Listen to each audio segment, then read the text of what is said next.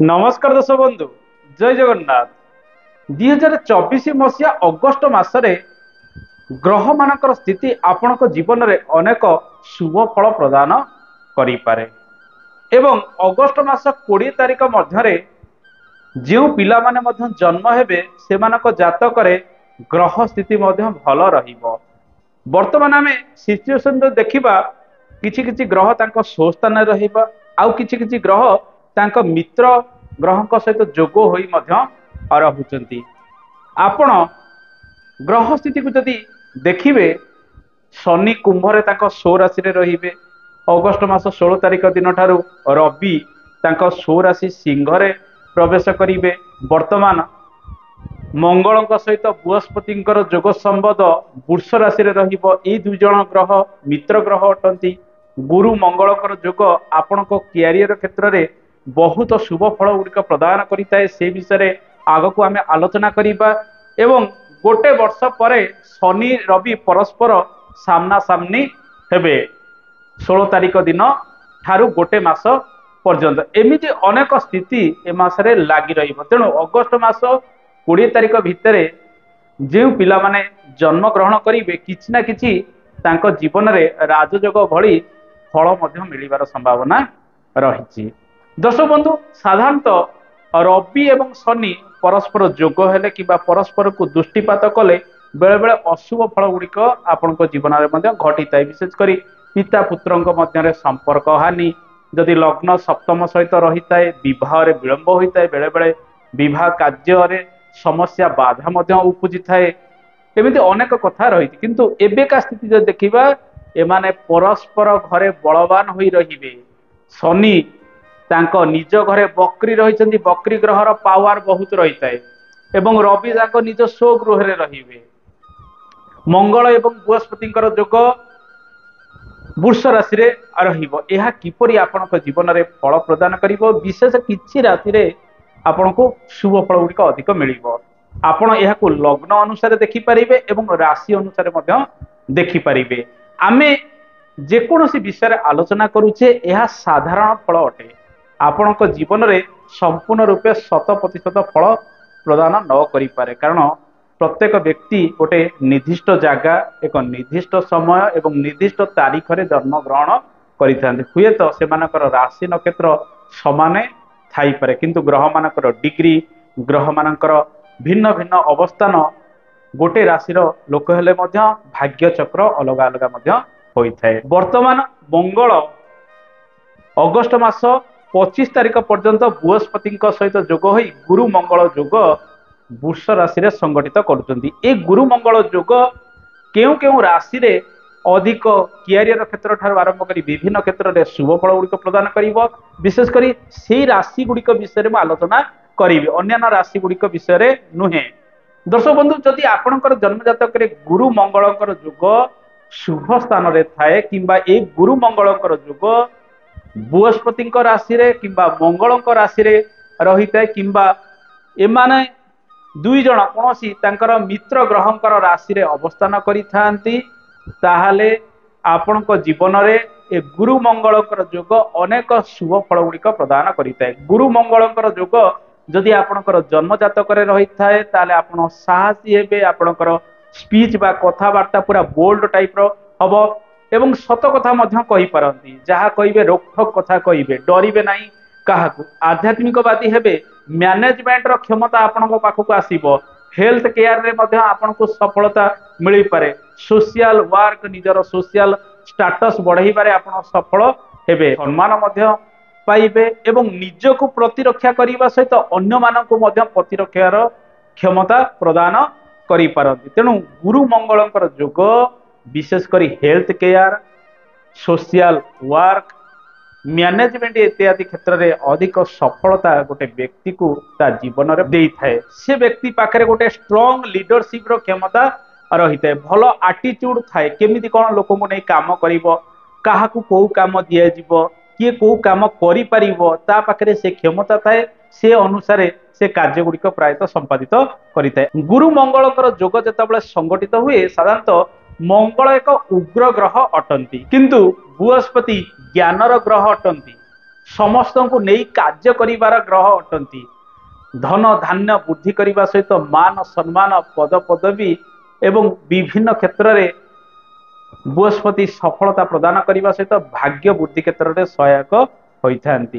जदि मंगलकर किसी खराब प्रकृति रही है से जितेबाला बृहस्पति सहित जोग संबंध में आसे से मंगल तार खराब प्रकृति गुड़िक छाड़ी दे थाए। 12 राशि मानक ऊपर यार प्रभाव किपरि पड़िबो, केउ राशि रे पर्टिकुलरली भल फल मिलिबो से राशि विषय आसंते आमे आलोचना करिबा। अगस्त मास 26 तारिख मध्य एमिति अनेक घटना गुड़िक घटिबार संभावना रही। जदि आपणकर दशा अंतदशा शुभरे थाए एवं राशि रे ए जोग आपणक जीवन रे भल फल गुड़िक प्रदान करिबो एवं आपणक लग्न एवं राशि पई आसंत फलाफल जानिबा। सर्वप्रथम राशि कर्कट राशि एकादश स्थान रे ए जोग संगठित हब एवं कर्कट राशि पई ए दुईटी ग्रह अत्यंत शुभ ग्रह अटंती। मंगल मध्य आपणक राशि पई जोगकारक ग्रह अटे। ए गुरु मंगलकर जोग आपणकर आर्थिक क्षेत्र रे अनेक उन्नति आनिबो, ऋण परिशोध करिवार क्षमता आनिबो। विद्यार्थी माने विद्या क्षेत्र रे अनेक सफलता पाइबे एवं भाग्य क्षेत्र रे अभिवृद्धि हवा सहित संतान सुख आपनको मिलिबो। क्यारियर रे उन्नति प्रगति नूतन क्यारियर आरंभ करिवे। शेयर मार्केटिंग रे अनेक सफलता आपनको मिलिबार संभावना रही। आपण पॉजिटिव एटीट्यूड रखी विभिन्न कर्म करी सेतिरो आर्थिक लाभ मध्य पाई पारंती। नेइदिबा धन आपनको मिलिबार संभावना मध्य ए जोग बढ़ाइबो। तेणु ए गुरु मंगलकर जोग आपणकर एकादश स्थान रे विशेष करी बड़ धरणर आर्थिक क्षेत्र रे उन्नति आनिबार संभावना रही। दर्शक बंधु, द्वितीय शुभ राशि सिंह राशि दशम स्थान रे गुरु मंगलकर जोग संगठित होउची। ए जोग मध्य आपणकर क्यारियर रे अनेक उन्नति आनिबार संभावना रही। आपण जेमिति बुद्धि कटाइबे सेमिति कर्म मध्य आपण पाई पारंती, किंतु आपणकर एटीट्यूड भल रहिबा आवश्यक प्रत्येक क्षेत्र रे एवं कर्म क्षेत्र रे भल पदवी पाइबा सहित आपण सफलतार शीर्ष स्थान रे मध्य पहुंची पारंती। जदि दशा सहित अंतदशा वर्तमान शुभरे आपणकर रही थाए। एही समय उच्च पद पदवी पाइबा सहित मैनेजमेंट क्षेत्र, हेल्थ केयर सेक्टर एवं सोशल वर्क क्षेत्र रे आपणकर सम्मान एवं आपणकर कर्म वृद्धि होबार संभावना मध्य रही। ए जोग फल आपणकर क्यारियर रे उन्नति होबा सहित आपण घर परिवार विभिन्न कार्य रे शामिल हेबे। जमी बाड़ी ठारू आरंभ करी विभिन्न कार्य रे आपण सफलता मध्य ए समय पाई पारंती। तेणु ए जोग आपणको विभिन्न क्षेत्र रे कर्म को नहीं सफलता प्रदान करिबो। नूतन कर्म आरंभ करिवार सुजोग प्राप्ति कराइबो एवं कर्म रे चेंजेस आनिबार संभावना या अधिक आनिदब।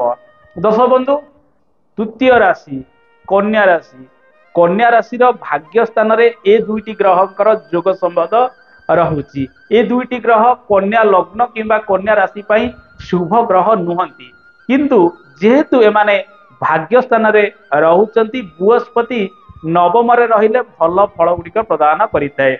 मंगलकर जो अशुभत्व गुण गुड़िक रही ताहा किछि मात्रा रे लाघव होई जीवो, जा फल रे आपणकर परिश्रम अनुଯାୟୀ आपनको फल ए समय किछि मिलिबार संभावना रही। केवल स्वास्थ्य को अधिक ध्यान देवे। व्यवसाय वाणिज्य ठारू आरंभ करी आपणकर कोनोसी मार्केटिंग कार्य हो बा कोनोसी शुभ कार्य रे आपनको सफलता मिलिबा सहित यात्रार सुख प्राप्ति हो। जो माने विदेश यात्रा करिया पे चाहुचंती सेमानक पई भल अपॉर्चुनिटी ए मंगल एवं बृहस्पति जोग दब। आपण व्यवसाय रे परिवर्तन करि परिबे, नुआ व्यवसाय आरंभ करि परिबे, निज चाकरी बाकरी रे चेंजेस आनी परिबे एवं छोट मोट स्थान को यात्रार सुख अधिक ए समय एमाने प्रदान करिवे। दर्शक बंधु, आसंतु जानिबा आउ एक राशि। से राशि होची मकर राशि। मकर राशि रे पंचम रे गुरु मंगलकर जोग संगठित होउची। ए जोग फल रे आपणकर क्यारियर क्षेत्र रे एवं आर्थिक दिग क्षेत्र रे अनेक उन्नति आसीबार संभावना रही। आपण शेयर मार्केटिंग क्षेत्र रे मदा भल प्रॉफिट किछि पाई पारंती। आपणकर डिसीजन गुड़िक भल रही पारे विभिन्न क्षेत्र रे एवं आर्थिक लाभ पाइया पई आपणकर समय अनुकूल रहुथिबारु आपण छोट मोट कार्य करी मध्य निजर आर्थिक उन्नति ए समय କରିପାରନ୍ତି। ଆପଣ ସେ ଦିଗରେ ଅଧିକ ଯତ୍ନବାନ ହେବା ଆବଶ୍ୟକ। ଏହି ସମୟରେ ବିଶେଷ କରି ଆପଣ ଜମିବାଡ଼ି କାର୍ଯ୍ୟକୁ ଅଧିକ ଧ୍ୟାନ ଦିଅନ୍ତୁ। ଭାଇଙ୍କର ସହଯୋଗ ନେଇକରି ପ୍ରତ୍ୟେକ କାର୍ଯ୍ୟ କରନ୍ତୁ। ସାଙ୍ଗଙ୍କର ସହଯୋଗ ନେଇ ପ୍ରତ୍ୟେକ କାର୍ଯ୍ୟ କରନ୍ତୁ। ଆପଣଙ୍କର ଯଦି ଫାର୍ମ ହାଉସ ରହିଛି, କୃଷି ସମ୍ବନ୍ଧିତ କାର୍ଯ୍ୟ ରହିଛି, ଏସବୁ କାର୍ଯ୍ୟ କ୍ଷେତ୍ରରୁ ଆପଣ କିଛି ଲାଭ ପାଇପାରନ୍ତି। ତା ମାନେ ନୁହେଁ ଯେ ସବୁ କାର୍ଯ୍ୟରୁ ମୋତେ ଲାଭ ମିଳିପାରେ।